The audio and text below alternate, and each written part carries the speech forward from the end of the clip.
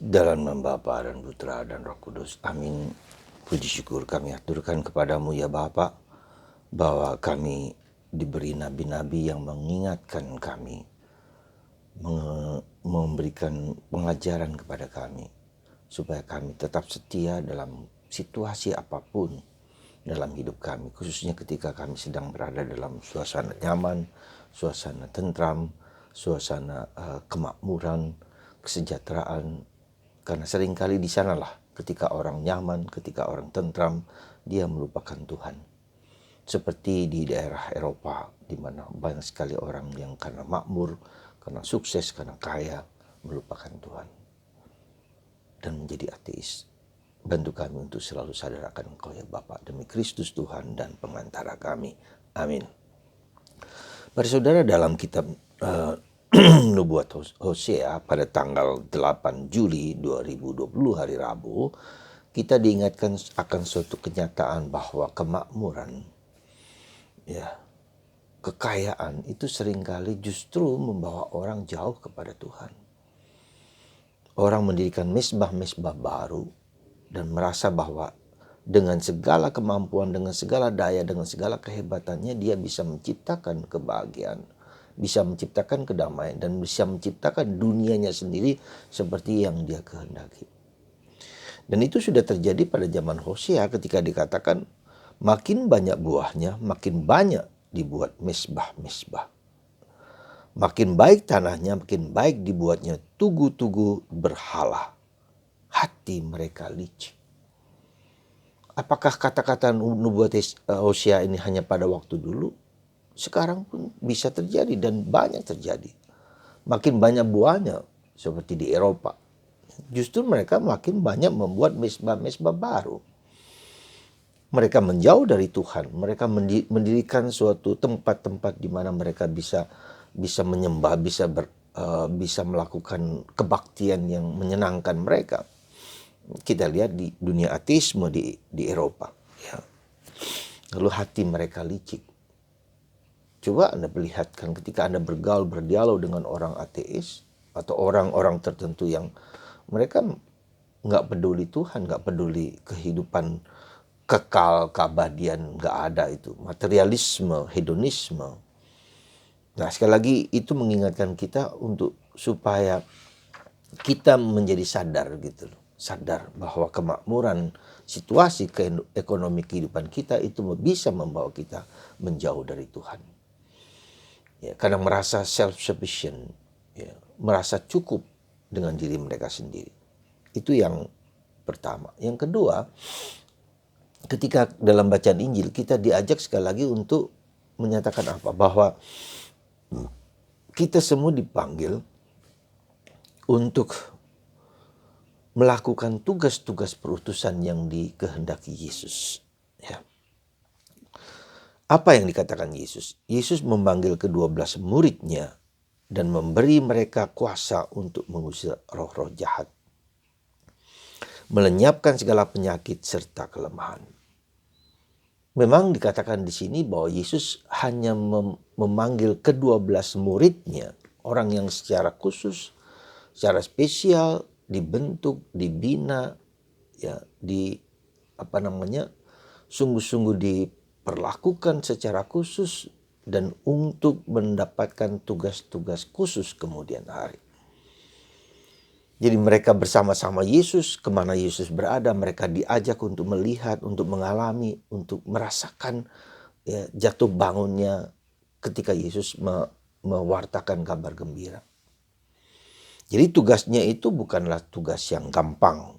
Ya, dikatakan mengusir roh-roh jahat, melenyapkan segala penyakit serta kelemahan. Saudara, kita boleh mengatakan, oh itu tugas para romo, tugas biarawan, tugas biarawati. Kami awam tidak berani mendapatkan tugas tersebut.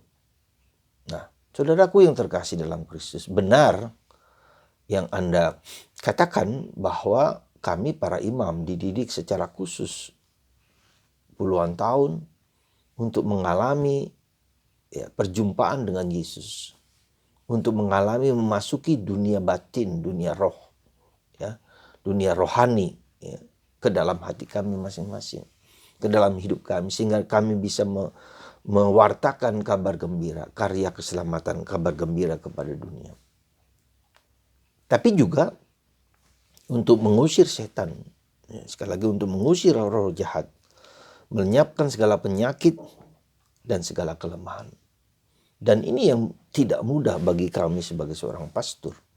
Umumnya kami menjalankan tugas secara sakramental, secara rohani, dengan segala kegiatan-kegiatan yang biasa kami lakukan untuk memberikan sakramen-sakramen, memberikan bimbingan-bimbingan rohani, memberikan pengajaran-pengajaran. Ya. Nah, jadi siapakah mereka? Yesus memanggil ke-12 murid, termasuk yang dikatakan bahwa dia yang akan mengkhianati Yesus, yaitu Yudas Iskariot. Jadi sudah sejak awal dikatakan, sejak dalam panggilan pertama, Yudas Iskariot pun sudah dididik, sudah dibina, sudah diajar, sama seperti murid-murid yang lain.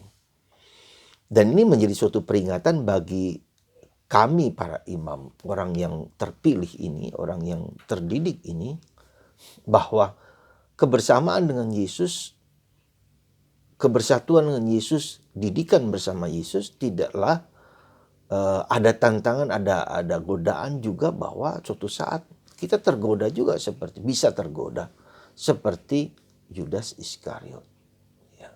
Ini suatu peringatan kepada kami semua bahwa iblis bisa saja memasuki, menggocoh salah satu dari kita dengan iman yang lemah, iman yang tidak konsisten, menjadi justru mengkhianati Yesus Kristus.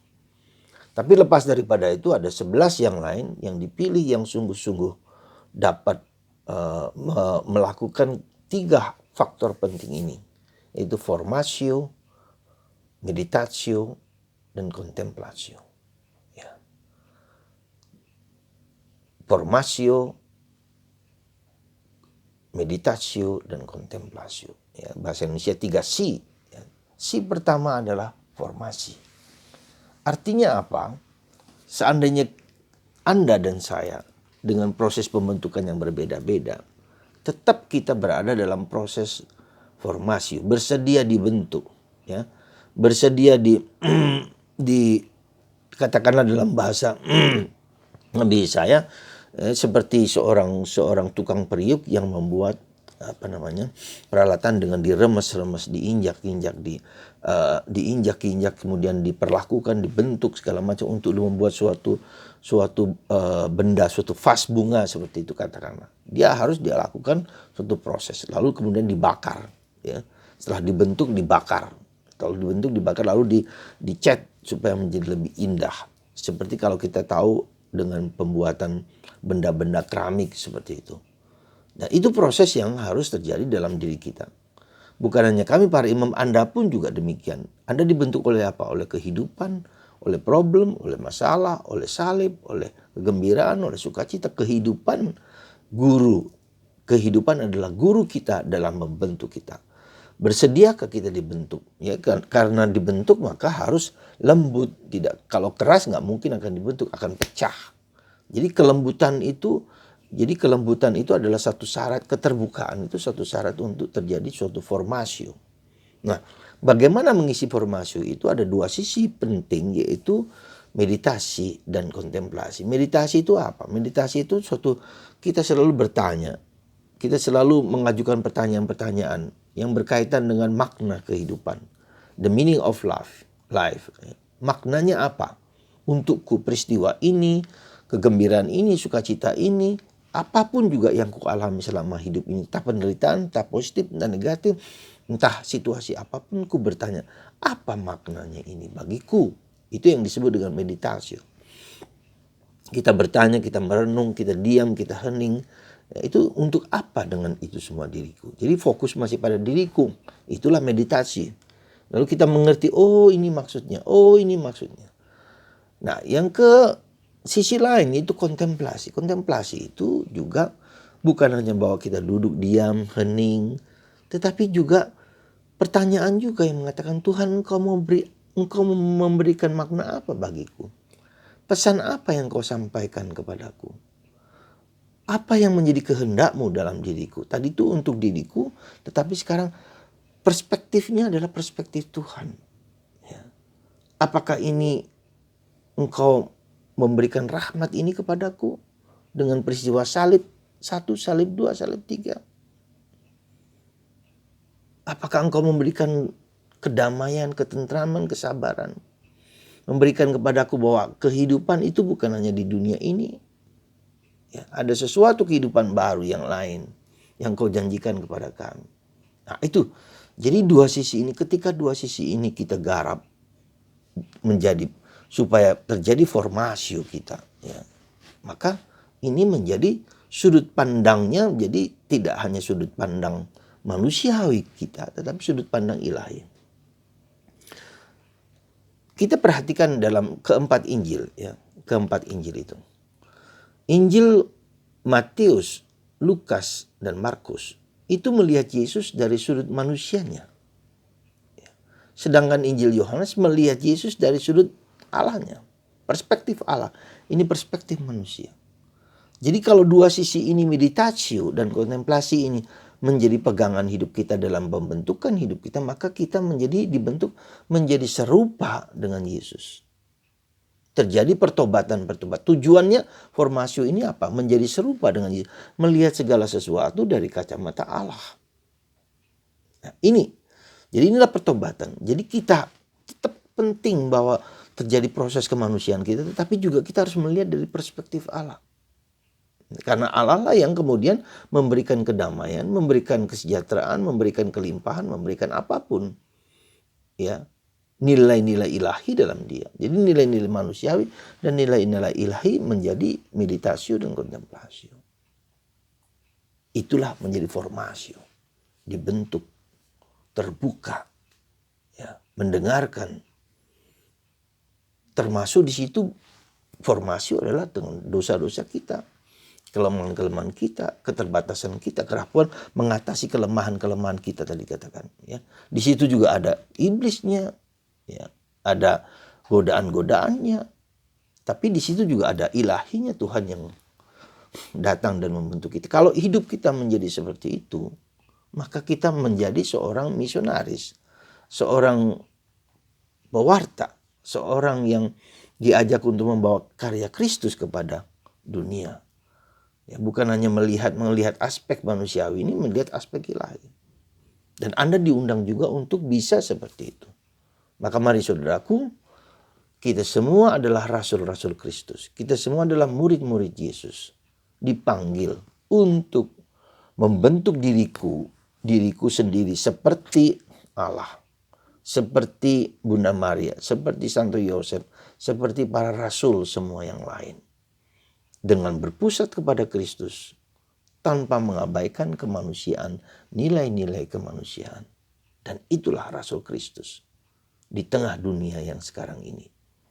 Dan kita membutuhkan sungguh-sungguh rasul Kristus yang demikian, karena justru tantangan kita seperti itu. Orang hanya melihat kebutuhan duniawi. Seperti dalam bacaan pertama dalam kitab Nabi Hosea, semakin makmur orang, semakin meninggalkan Tuhan.